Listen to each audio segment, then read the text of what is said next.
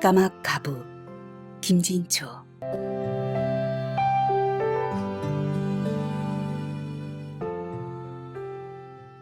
목이 뻐근하다. 뒷목을 주무르자 찌르르 통증이 온다.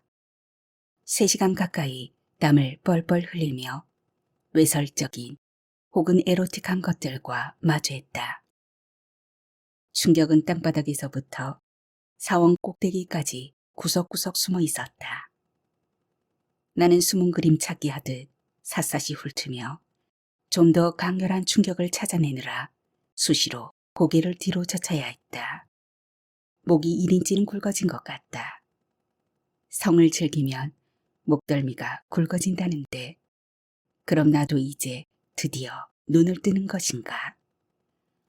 아이가 어른들의 은밀한 장면을 엿본 듯 어깨가 으쓱하면서 뭔지 모를 불안감이 엄습한다.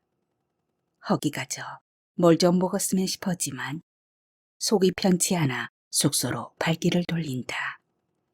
살인적인 땡볕 때문인지 거리는 공습경보라도 내린 듯 고요하다.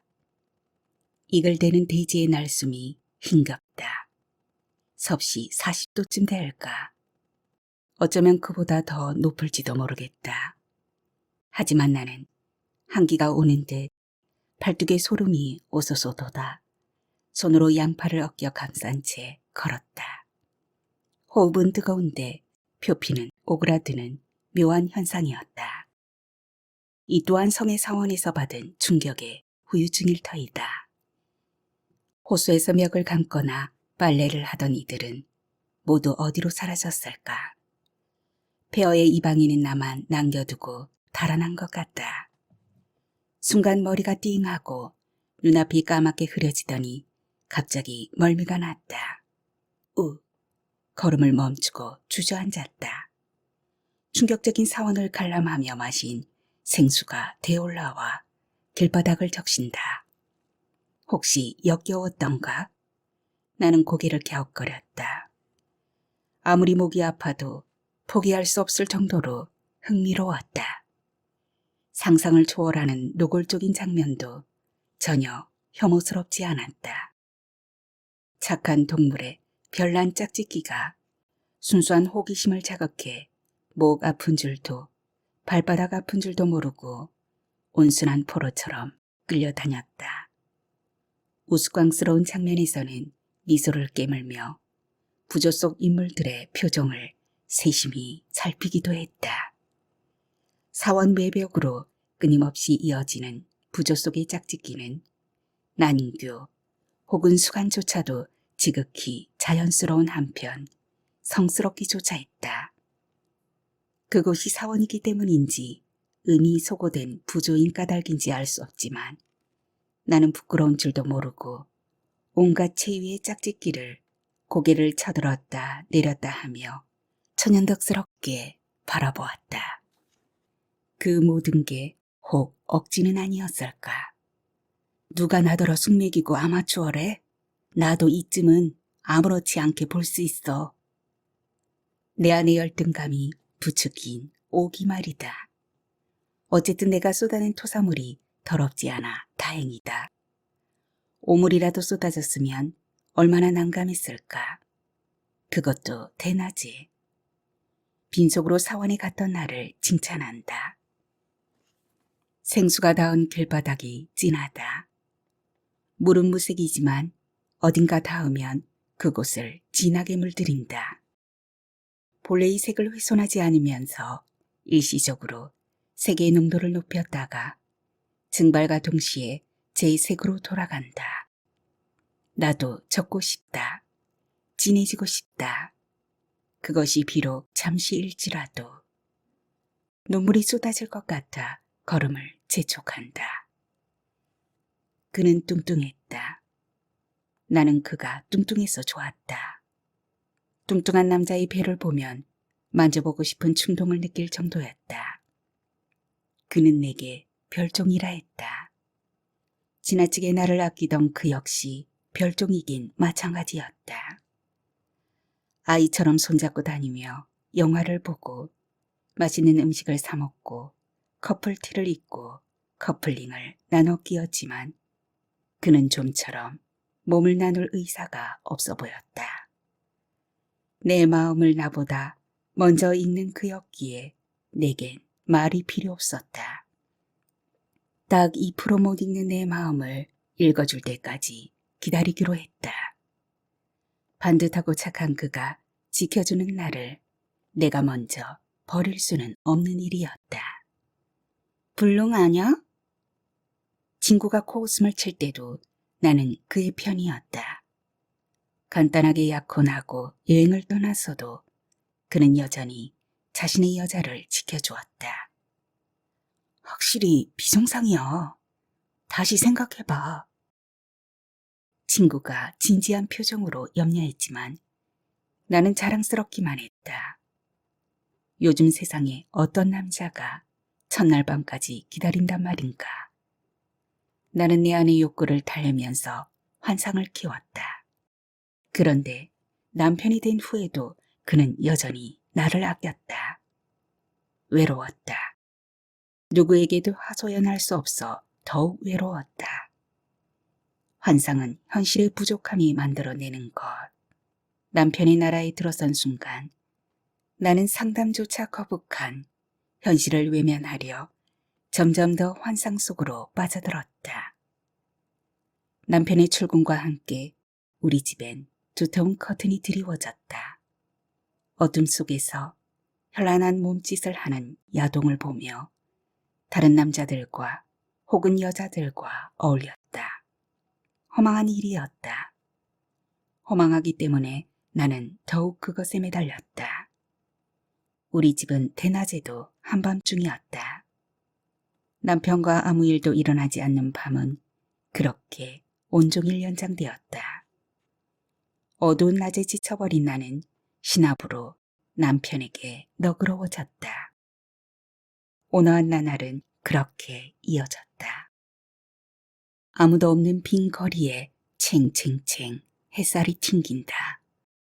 남편이 떠난 곳에도 이렇게 눈부신 햇살이 튀어다닐까. 사랑했다, 그를. 그는 나를 지켜주었고 나는 그를 지켜주었다. 그러나 끝이 왔다. 이렇게. 아가씨는 까마까부가 될 팔자야. 웬만하면 결혼하지 말고 적당히 즐기며 혼자 살지 그래? 인사동 길거리에서 심심풀이로 본 사주였다. 완전 구려. 결혼한 애한테 결혼을 말라니요? 친구가 내 팔을 잡아 끌자 노인의 얼굴이 벌개졌다. 나는 노인을 돌아보며 물었다. 근데 까마까부가 뭐예요? 무안했는지 노인이 말을 아꼈다. 미혼인지 기혼인지도 모르고 엉터리 점쟁이라 사실 더 들을 말도 없었고 그것으로 잊혀졌다. 모든 것은 남편이 죽고서야 문득 그 노인이 생각나 까마까부를 찾아보았다. 그 노인의 정께는 정확히 맞았다. 깜깜하다. 두터운 커튼을 친 거실보다 깜깜하다. 카즈라호 정오의 햇살은 양철판이 반사하는 빛처럼 눈을 닫게 한다. 어두운 빛에 잠시 갇힌다. 어디선가 두두두 탱크 소리가 들린다. 소리가 빠르게 가까워진다. 눈을 뜨는 찰나 뭔가가 휙 지나간다. 고개를 돌려 쳐다보니 오토릭샤가 한 뼘이나 될까 싶게 짧은 제 그림자를 끌고 사라진다. 탱크 소리가 멀어지자 눈이 멀 것 같은 햇살과 고요가 다시 쳐들어온다. 비현실적인 거리에서 갈 곳을 잃은 짐승처럼 한동안 멍청이 서 있다가 천천히 걸음을 옮긴다. 숙소 로비에 들어서자 비로소 현실감이 든다. 중년 남자가 대걸레로 청소를 하고 있다. 같은 곳을 계속 문지르는 동작에 무료함이 뚝뚝 트는다. 어쩌면 밀려오는 잠을 쫓기 위해 저러고 있는지도 모르겠다. 층계 앞에는 서너 명의 젊은 종업원들이 벽을 등지거나 쪼그려 앉은 채 알아들을 수 없는 말로 수다를 떨고 있다. 그들의 수다 소리로 건물 전체가 웅웅 미세하게 흔들린다. 나는 좀 더 현실 가까이 다가간다. 이야, 간내 가라, 삐가비야, 삐가비야. 떼국물이 졸졸 흐르는 얼굴로 버스에 올라타 사탕소스즙인지 아이스크림인지를 팔던 사내 아이가 문득 떠오른다. 미리 버스 자리에 잡은 나는 신나게 물건을 파는 그 아이를 훔쳐보다 창밖으로 얼굴을 돌리며 미소를 깨물었다. 무슨 소린지 몰라도 그 아이가 읊조리는 리듬이 재미있어 속으로 따라하기도 했다. 누군가 사려는 제스처를 취하면 재빨리 다가가 하얀 이를 드러내며 씩 웃던 아이. 땀에 전 먼지가 겹겹이 가로질을 그은 그 아이의 목을 보면서 나는 또 쿡 웃었다. 다운되었던 기분이 그 아이로 인해 급 유쾌해졌다. 하지만 그 아이를 도울 순 없었다. 배탈이 나면 어쩌나 겁이 났고 승객들로부터 주목받기 싫은 소심함 때문이기도 했다. 이방인은 짐짝처럼 가만히 있는 게 최고였다. 호기심 많고 참견 좋아하는 저들에게 틈을 주기 싫었던 게다.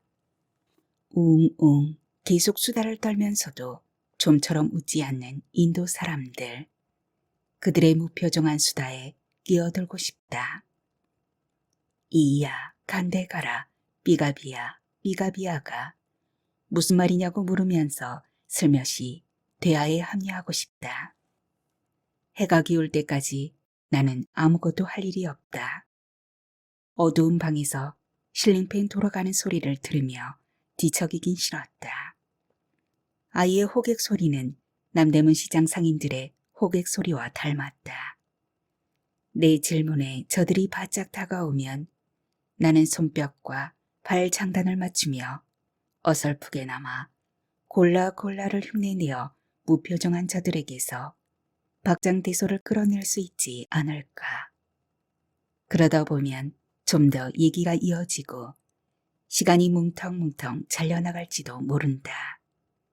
눈부신 어둠 때문일까. 이상하게 이곳에선 시간이 거추장스럽다. 죽음조차 빨리 다가왔으면 좋겠다는 심정이다. 주춤대는 내게 한 종업원이 다가와 묻는다. 뭘 도와드릴까요? 나는 무의식적으로 괜찮다며 뒷걸음질 치고 만다. 그도 이런 심정이었을까? 괜찮아. 한 번만 보여줘봐. 내가 도와준다는 말에 놀라 꼬리를 끊고 도망쳐버린 그 절망한 나는 배신감에 패닉 상태에 빠졌다. 그의 콤플렉스를 이해하고 평생 동행할 의사가 있었는데 그쯤이야 내게는 아무 문제 아니었는데 그는 아니었나 보다. 그건 어쩌면 본능이었을지도 모르겠다. 도마뱀의 본능. 언젠가 오밤중에 친구로부터 전화가 왔다. 목소리가 착 가라앉은 게 심상치 않았다. 왜, 무슨 일이야? 내 물음에 친구는 오열을 터뜨렸다. 남친에게 차였나? 나는 그녀의 남친 얼굴을 떠올렸다. 여러 얼굴이 동시에 나타났다. 심각한 연애를 꺼리는 그녀는 남자 때문에 아파본 일이 없다. 혹시? 우리 아나가... 역시 그녀의 기분을 차지우지하는 건 남자가 아니라 애완동물로 키우는 이구아나였다. 아나가 병이 났는지 통 먹지를 않아 작정하고 일찍 귀가해서 동물병원에 데려갔단다. 아나의 입을 벌리니 혀가 사라졌다. 엑스레이로 본 뱃속은 이물질로 가득했다.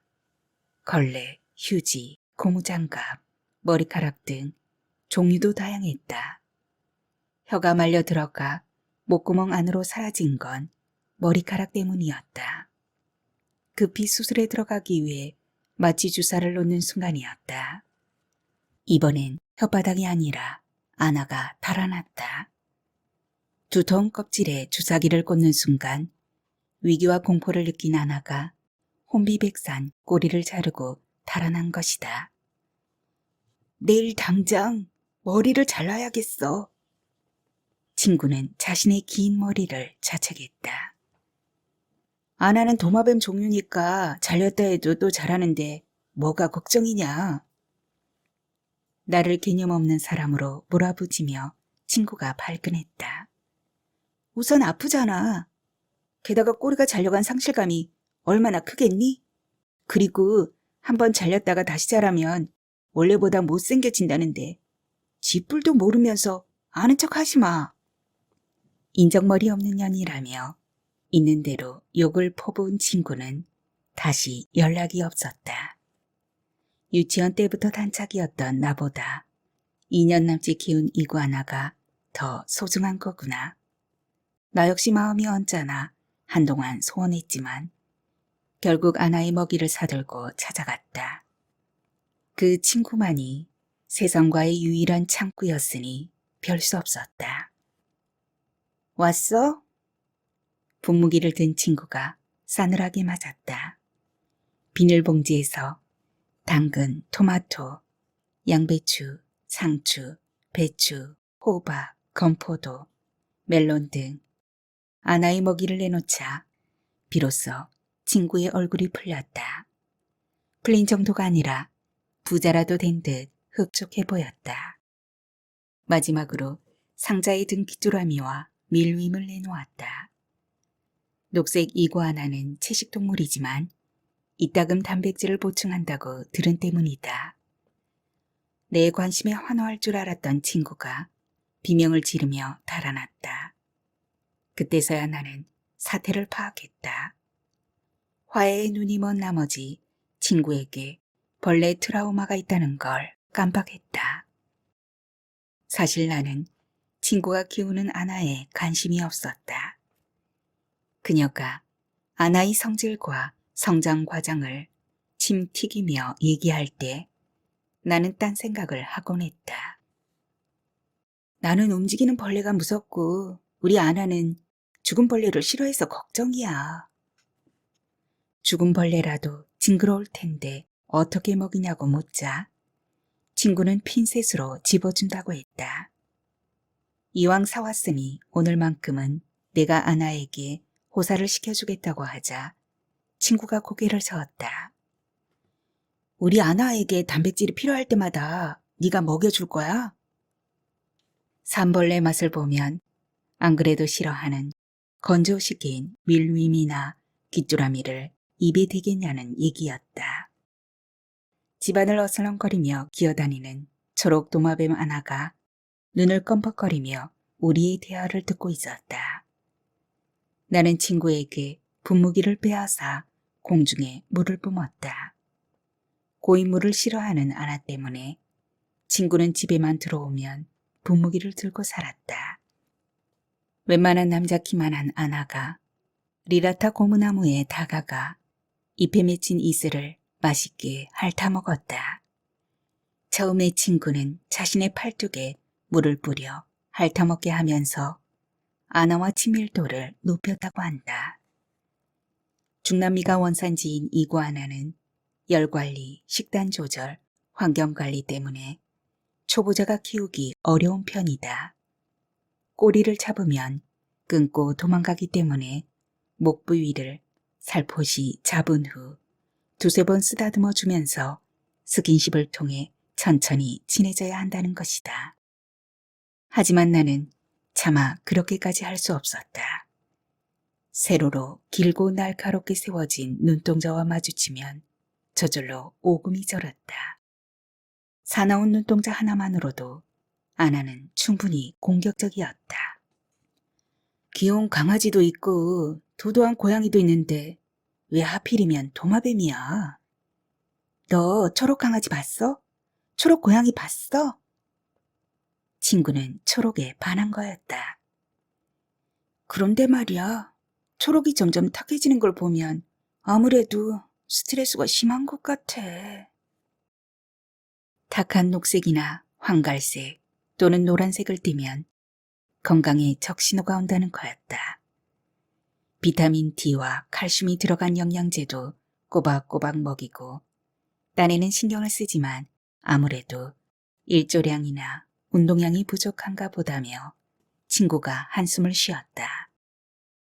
그 대단한 정성 나한테 드렸으면 명품백 몇 개는 일도 아니었을 텐데. 미친년. 현관을 나설 때 맞잡은 친구의 손은 지나치게 거칠었다.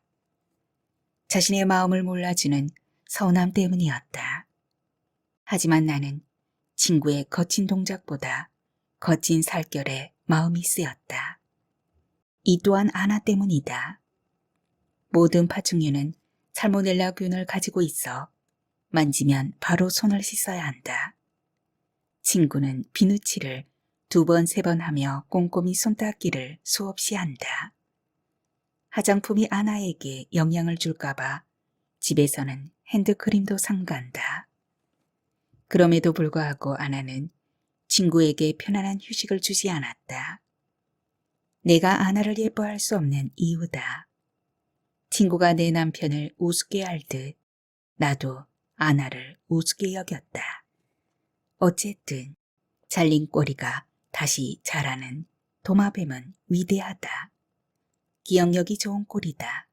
회복력이 좋은 꼬리다. 주사 맞다 잘린 꼬리가 기형적으로 자라지 않는 것만으로도 천행이라며 친구는 안도했다. 도마뱀은 다시 자랄 것을 알기에 스스로 꼬리를 자르고 도망치는지도 모른다. 그런데 남편의 꼬리는 어디서 자라고 있을까? 문득 남편의 내세가 도마뱀이었으면 좋겠다는 생각을 한다.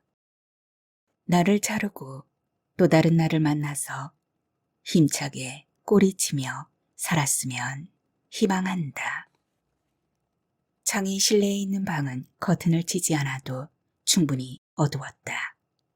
실링팬 돌아가는 소리가 거슬려 귀를 막고 침대에서 뒤척이다 깜빡 잠이 들었나 보다. 베개가 축축해 잠결에 몇 번을 고쳐뵌 것 같다. 해가 기울었는지 어쩐지 방에서는 모르겠다. 내가 고단했던가? 시계를 들여다보니 어느새 저녁나절이다. 배가 등가죽에 붙어있다. 냉장고에서 생수를 꺼내 목을 축이고 숙소를 나선다. 숙소 앞 호수에는 거짓말처럼 사람들이 꼬여있다. 아침나절처럼 빨래하고 머리 감고 목욕하는 사람들로 북적거린다. 호수 저쪽 건너편은 소들이 차지했다. 온종일 땡볕에 지친 소들이 호수에 몸을 담그고 얼굴만 내민 채 수행 중이다. 물을 가까이 하려 계단을 내려서서야 보았다. 내가 밟고 내려온 계단이 바로 훼손된 문화재라는 사실을. 섬세한 조각이 새겨진 사원의 일부가 호숫가 계단으로 둔갑해 있었다. 애초의 모습은 어차피 돌. 이들은 부서진 사원을 적당한 길이로 잘라 조각 모양이 거꾸로이거나 말거나 옮겨놓은 그대로 돌계단을 만들었다. 이것은 무심일까, 냉정일까? 호수에서 처멍거리는 아이들을 초점을 흐린 채 한동안 바라보았다. 세탁은 타지방에 가서 하시고 가능하면 물을 아껴 쓰십시오. 숙소에 체크인할 때 호텔 직원이 당부한 소리다. 지난 3년간 비가 한 방울도 오지 않았다는 거였다. 해만 퍼지면 살인적인 더위를 피해 잠시 인생을 접어야 한다는 카주라호.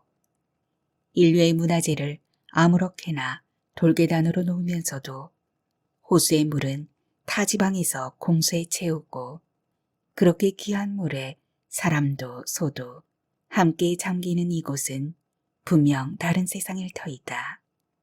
귀한 것과 아낄 것의 구분이 전혀 없는. 흐린 시야 속에서 깨벗고 멱을 감는 아이들의 모습만은 똑같다. 물장난도 비명소리도 다르지 않다. 아이들 앞에서 다른 언어와 다른 풍습, 다른 모습이 무색해진다. 예술이라는 노동을 입힌 조각이 한낱 돌로 돌아가 밟히는 계단의 의미를 아이들에게서 본다. 언젠가는 부서져 자갈이 되고 모래가 되고 끝내 한 점 먼지로 바람에 날릴 유한한 가치. 그것을 피 흘리며 만들고 의미 부여하고 보존한다고 유난을 떨지만 끝내는 세상에 무한한 것은 무엇일까? 지구를 둘러싸고 있는 무색, 무취의 투명한 기체인 공기. 그것은 과연 무한할까? 그럴지도 모르겠다. 공기는 비어있는 기운이니 있다는 자체가 모순일 테니까. 내게 공기는 남편이었던가. 그가 있어도 없고 없어도 있다. 몇 개의 식당을 지나쳤다. 아시 식당의 비빔김치국수랑 라볶이는 지나치게 짜서 계속 물을 들이켜야 했다. 전라도 밥집은 더 형편없었다. 속 편안하라고 누룽지를 시켰는데 제대로 눌리지도 않고 시커멓게 태운 숯동이를 끓인 괴상한 음식이었다. 상호만 그럴듯하게 한국 식당이지 국적이 묘연한 쓰레기였다. 카주라호는 인도에서 최초로 인도인이 운영하는 한국 식당이 생겼다는 곳이다. 오랜 옛날부터 성을 개방한 카주라호가 한국인에게는 그만큼 매력적이었나 보다. 하긴 나 같은 쑥맥도 왔으니 말해 무엇 하겠는가. 아니 어쩌면 이곳에 호기심을 느끼는 모든 종족은 하나같이 쑥맥일지도 모르겠다. 카주라호는 오지라서 교통편이 아주 불편하다. 바라나시 정선역에서 기차로 달린 끝에 사트나역에 도착한 뒤 카주라호행 로컬버스를 타고 다시 4시간 남짓 비좁고 더러운 좌석, 코를 찌르는 냄새, 찜통 같은 더위와 씨름한 끝에 도착했다. 남편을 보내고 오는 길이니 편하지 않은 게 오히려 다행이었다. 바라나시 강가에서 장작더미 위에 반듯하게 누운 시신들이 몸피를 줄이느라 내뿜는 누릿한 냄새를 맡으며 남편의 유골 한 줌을 흘려보냈다. 우리 시간 내서 인도에 가보자. 역사보다 전통보다 전설보다 오래된 도시라고 마크 트레인이 극찬했다는 바라나시부터 시작해서.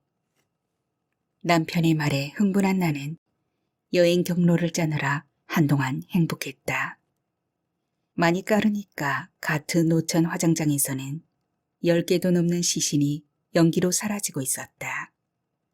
바라나시에서 화장한 뒤 강가에 뿌려지면 영원히 태어나지 않는다고 믿는 힌두교인들. 내세보다 무생을 희망하는 그들을 남편도 알고 있었던 거다. 가장 좋은 건 아무것도 없는 거야. 사랑도 욕망도 지식도 재산도 더 나아가 삶도 죽음도 말이야. 유골함을 받아들 때 언젠가 그가 했던 말이 떠올라. 바라나시에 가야 해. 혼자 중얼거렸다. 기원전부터 신흥 사상가들이 지식과 사상을 나누었다는 바라나시. 그곳에 나는 멀찌감치 비켜놓았던 철학을 잠시 끌어당겼다. 사는 게 죽는 것보다, 아는 게 모르는 것보다, 추구하는 게 포기하는 것보다 나을 이유가 뭐야. 여보, 그럴 수만 있다면 다시는 태어나지 마라. 49제에 맞춰 그의 중음신을 겐지즈강에 띄우고 카마수트라를 아름답고 정교한 조각으로 표현한 카주라호로 향했다. 카마수트라의 카마는 성애이고 수트라는 방법이다. 본래 성애의 체위는 10만 8천 개가 있다는데 그 중에서 108개의 체위가 카주라호에 있다기에 그것을 견학하러 왔다. 남편이 없어서 가능한 일이었다. 도우미 2명이 잡아준 아찔한 체위에서 흡 숨이 멈춰졌다. 재미 보는 여자를 차마 마주보기 부끄러워 외면하는 여자가 보였다. 재미 보는 여자는 몰입의 경지에 들어 눈에 뵈는 게 없는데 도와주는 여자가 오히려 부끄럽다. 부끄러움을 타는 여자는 처녀일지도 모르겠다. 서부사원 벽면으로 끊임없이 이어지는 성의 향연은 영원을 향해 가고 있었다. 훼손된 조각상을 마주했다. 종교전쟁 때문인지 누군가 필요에 의해 떼어갔는지 팔다리가 잘리거나 목이 떨어진 조각상들이었다. 다리가 잘려도 멈출 수 없는 짝짓기. 부러운 듯 구경하는 여인 역시 머리가 잘리고도 구경을 멈출 수 없다. 그런데 108개의 체인은 다 어디에 있을까? 고개가 아파 뒷목을 주무르며 위아래 좌우를 꼼꼼히 살펴보았지만 유사한 체위 몇 가지가 반복될 뿐이었다. 서부사원을 시계 방향으로 돌아 나올 때쯤 섬세하지 못한 조각상을 만났다. 앞서 보았던 깜밤처럼 매끈한 S라인의 조각상이 아니라 토처럼 거칠고 투박한 형상이었다. S라인에서 자주 보았던 수간이 토에서도 반복되었다. 여신의 애무에 말이 아빠를 치켜들고 힝 웃는다.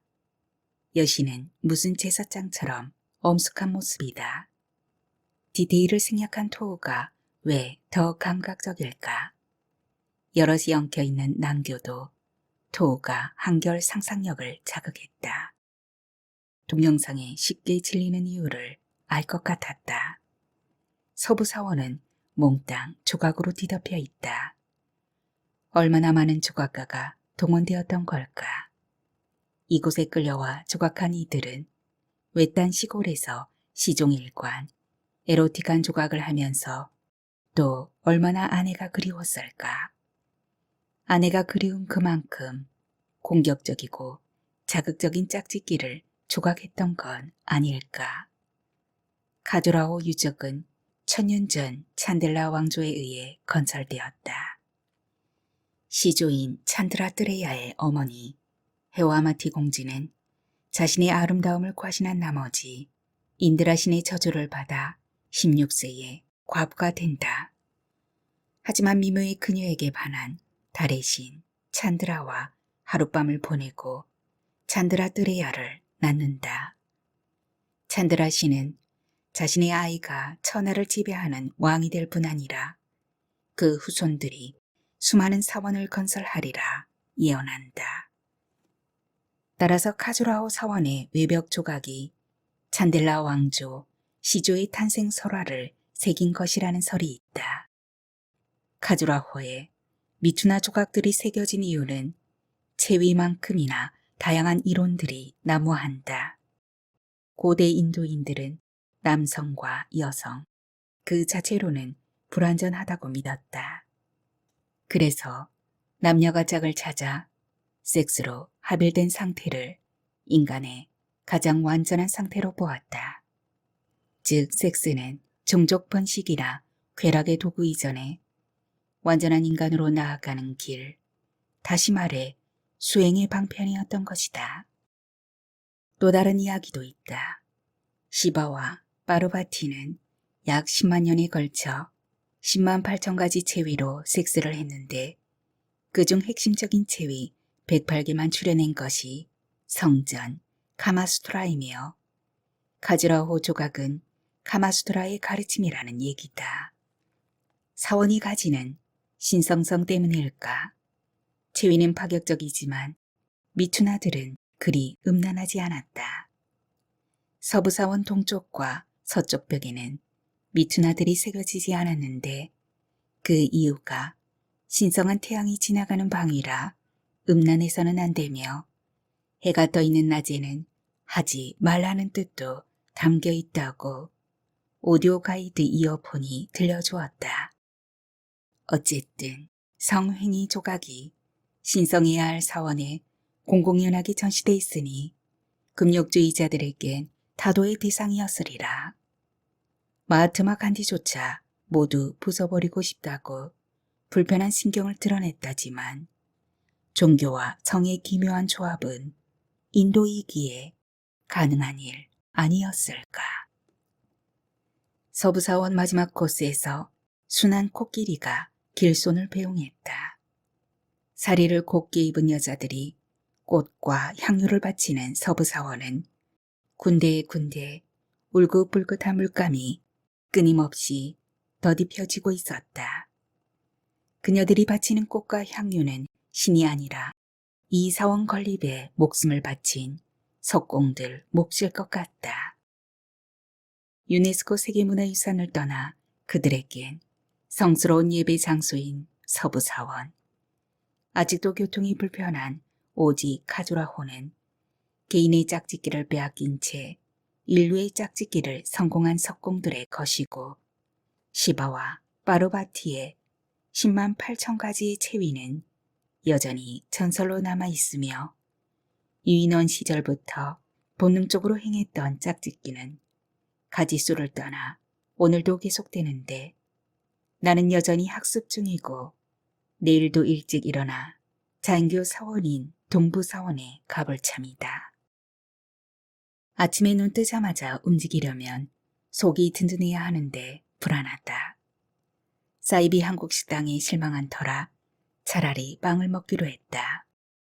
무거울 정도로 향이 진한 커피에 더위가 한풀 꺾이는 듯 했지만 갈릭 토스트는 지나치게 작고 모모르고 얹은 소스는 비위를 확 뒤집었다. 홀수를 물고 천천히 걸었다.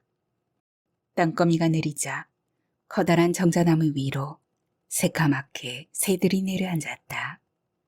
바람 한 점 없는데 가지가 휘청거렸다. 가지가 찢어질까 불안한 정도로 엄청난 숫자의 새떼였다. 나뭇잎보다 새가 더 많아 보였다. 3년째 비 한 방울 내리지 않았다는데 저 새들은 과연 무엇을 먹고 살까? 얼마나 고단한 생존일까? 만족스럽지 못한 식사를 투덜댄 게 송구스러울 지경이다.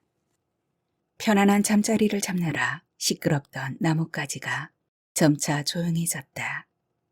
살기 좋고 먹이 많은 곳으로 이사가지 않고 여기서 약 먹으리 꿀듯 하는 걸 보니 아마도 텃새가 아닐까 싶다. 곤니찌와 텃새 같은 남자가 다가오며 인사를 했다.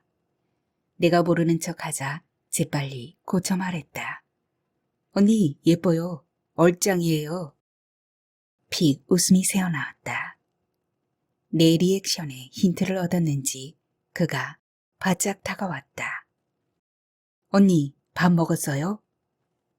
먹었다고 해야 하나 안 먹었다고 해야 하나 망설이는데 그가 손을 뻗어 가리켰다. 총각식당이라는 한글 간판이 보였다. 아까 그냥 지나친 집이었다. 나 저기 사장이에요. 김치볶음밥 있어요. 맛있어요. 자신 있는 말투였다. 한국어를 제법 하는 그는 한국인인 형수와 총각식당을 운영하면서 한식을 배웠다고 했다. 김치볶음밥보다는 차라리 라면이 낫다. 한국 분식집과 맞먹는 가격이지만 라면은 거의 실패가 없다. 인도에서 김치볶음밥에 한두 번 속은 게 아니지 않은가. 안 그래도 내일이 염려되던 차라 잘 됐다 싶었다. 신라면 있어요? 인도 라면에 스낵면 스프 넣은 거 말고요. 라면을 시키면 인도 라면에 한국에서 들어온 스낵면 스프를 넣어 끓여주는 걸 여러 번 보았다. 이번엔 그가 웃었다. 나 사장이니까 믿어야 해요. 김치볶음밥 싫으면 김치찌개 먹어요. 총각식당 메뉴에는 한국식 백반과 김치찌개, 계란볶음밥, 오므라이스 등이 있었다. 그의 권유대로 김치볶음밥을 시켰는데 배추김치가 아닌 총각김치로 만든 것이었다. 총각김치물을 반 갈라 얇게 썬 뒤 피망과 양파랑 함께 볶아 계란 프라이를 얹은 밥이었다. 뭐야? 이게 김치볶음밥이야? 실망스러워 사장을 쳐다보자 일단 먹어보라는 신용이다. 날씨가 무더워 무청은 잘 자라지 않는지 대부분이 무였다. 신용만 낸 총각김치였으나 새콤하게 익어 김치볶음밥과 유사한 맛이 났다. 게다가 인도쌀은 찰기가 없고 향긋해 볶음밥용으로 제격이었다. 이따금 무에서 뼈가 씹혔지만 익숙한 맛을 환호하는 혀가 성급하게 넘겼다. 모처럼 즐거운 식사였다. 총각인 듯한 사장과 총각김치 그리고 총각식당 세 박자가 그런대로 잘 맞는 듯했다. 이 또한 한국인 형수의 작품이겠지. 그녀와 수인사라도 하고 싶어 주방 쪽을 기웃거리자 남자가 말했다. 형수는 작년에 이집트에 가서 인도 식당을 차렸다고. 우리 형수 정말 착하고 용감해요. 이 식당 나한테 공짜로 넘겨주고 형을 설득해 이집트로 갔어요. 여기보다 돈도 잘 번대요. 그런 형수 때문에 이 남자는 한국 여자에게 환상을 갖고 있을지도 모르겠다. 착하지도 생활력이 강하지도 않은 나는 남자의 눈빛을 피한다. 우리 형수가 그랬어요. 총각김치는 있는데 처녀김치는 왜 없는지 모르겠다고. 그런 얘기하다가 총각식당으로 상호를 정했지요. 한국 손님들이 무조건 나를 총각이라고 부르니까 인도 사람들도 나의 한국 이름이 총각인 줄 알고 덩달아 그렇게 불러요. 웃기죠? 나는 하품을 하다가 멈칫 미소를 깨물었다. 낮에 질리도록 찬 내가 하품이라니. 그것도 낯선 이국 남자 앞에서. 아, 형수 보고 싶다. 이어진 남자의 말에 눈물이 핑 돌았다. 하품 끝에 나온 눈물이 아니라 나도 남편이 보고 싶어서였다. 남편과 사귈 때 만나기만 하면 하품이 나왔다. 내가 싫어? 내가 지루해? 그는 불편한 신기를 드러냈지만 나는 결코 아니었다. 뚱뚱한 그의 배가 내겐 섹시하기만 했다. 하품을 물고 그의 배를 쓸어주는 게 나의 즐거움이었다. 그를 너무 좋아한 나머지 그만 만나면 하품이 나왔다. 일종의 틱이었다. 산소 공급 부족에서 오는. 나는 곰인형처럼 부드럽고 말랑말랑한 그의 배를 실컷 만져보았다. 거기까지였다. 나는 남편의 배 아래를 본 적이 없다. 아래쪽에 무슨 비밀이 있는지 그는 목숨처럼 지켰다. 남편의 선배가 아니었으면 끝내 풀리지 않을 비밀이었다. 문상을 와서 동문들과 술을 엄청 마신 선배가 내 손에 명함을 쥐어주었다. 선배는 우리가 혼인신고 안 한 걸 알고 있었다. 사고사로 판명난 그의 죽음을 자살은 아닐까 의문을 품기도 했다. 형, 내가 나쁜 놈이야. 천하의 사기꾼 죽일 놈이야. 한 여자 신세를 망쳐놓고서야 정신이 들었으니 어떡하지? 그를 붙들고 엉엉 우는 남편에게 사이즈보다 사랑이 중요한 거 아니냐며 방법을 찾아보자고 달래자 남편이 불쑥 아랫도리를 까 보여주었단다. 떡단추 같았어요. 무조건 병원으로 끌고 갔죠.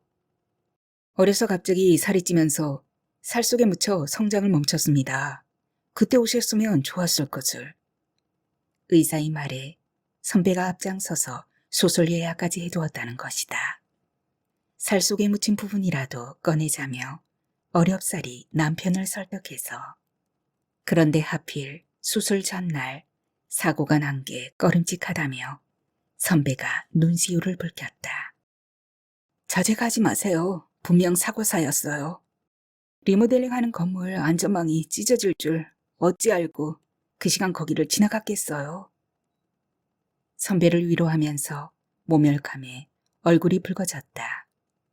하지만 한 가지는 분명히 알았다. 나만 처녀인 게 아니라 남편도 총각이었다. 총각 끼신 남편은 지금쯤 어디를 흘러가고 있을까? 우울해요. 그럼 술 마셔요. 인도 소주 있어요. 카주라호에 주류 판매 허가증이 있는 식당이 딱 한 곳 있다는 건 알고 있었다. 하지만 여자 혼자서 마시기엔 꺼려져서 삼가고 있었다. 암암리에 술을 파는 곳이 있다더니 여기도 그런가 보았다. 게다가 소주라는 말에 침이 꼴깍 넘어갔다. 안주로 총각김치를 서비스할 수 있느냐고 묻자 그가 오브코urse 하며 엄지와 검지로 동그라미를 만들어 흔들었다. 알코올 도수가 높아 스프라이트에 희석해 마셨다. 그는 내 앞에 앉아 있다가 손님이 나갈 때마다 잠깐씩 카운터에 다녀오곤 했다. 주방에서 일하는 이도 서빙하는 이도 모두 젊은 남자였다. 그의 말로는 아르바이트 대학생이라 했지만 나는 코웃음을 쳤다. 인도의 젊은 남자들은 대부분 대학생을 자처하며 유창한 영어를 무기로 외국 여자들에게 접근한다고 들었다. 특히 카주라호는 가짜 대학생이 많기로 유명한 도시였다. 친절한 그가 갑자기 경계해야 할 대상으로 바뀌었다. 그러나 술병은 이미 바닥을 보이고 있었다.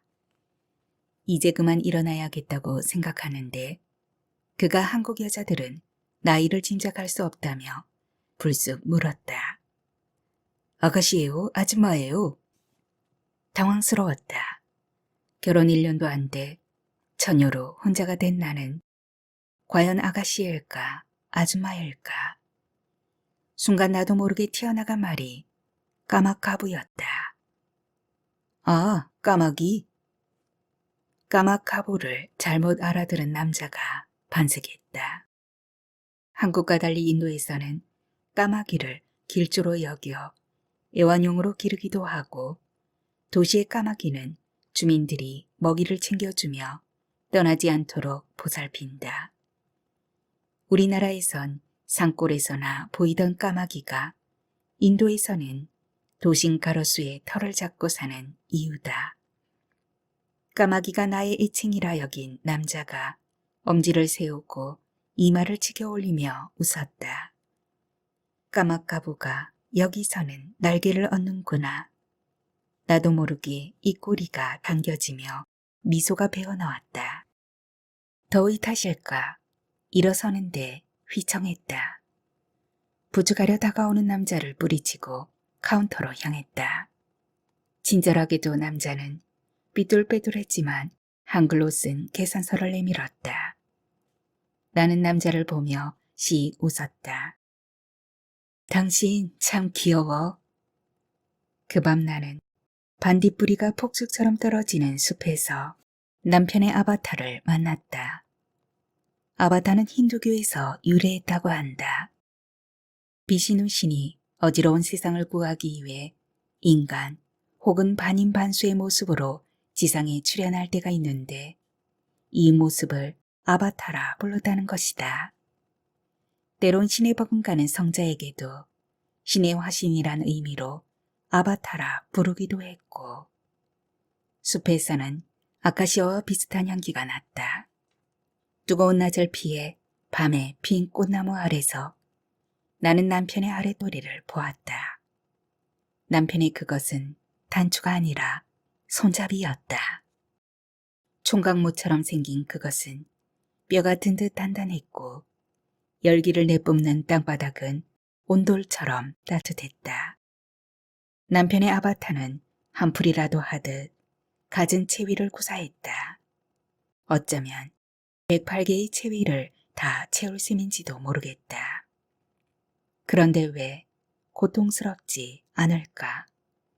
아까 먹은 음식에 최음제가 들었던 건 아닐까?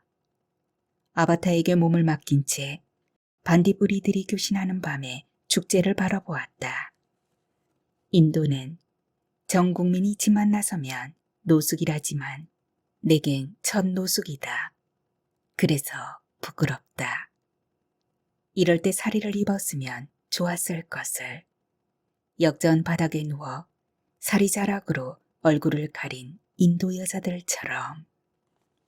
구름 속에 숨었던 달이 환한 얼굴로 내려다본다. 나뭇가지처럼 번쩍 들린 다리 사이로 아바타의 얼굴이 보인다. 분명 남편이다. 남편의 얼굴을 보자 부끄러움이 사라진다. 밤 이슬이 내리는지 등이 축축하고 달이 높아질수록 나는 점점 땅으로 꺼진다. 촌농처럼 뜨거운 눈물이 머리카락을 적신다.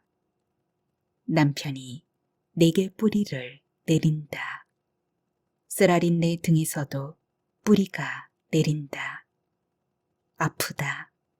남편도 아플 것이다.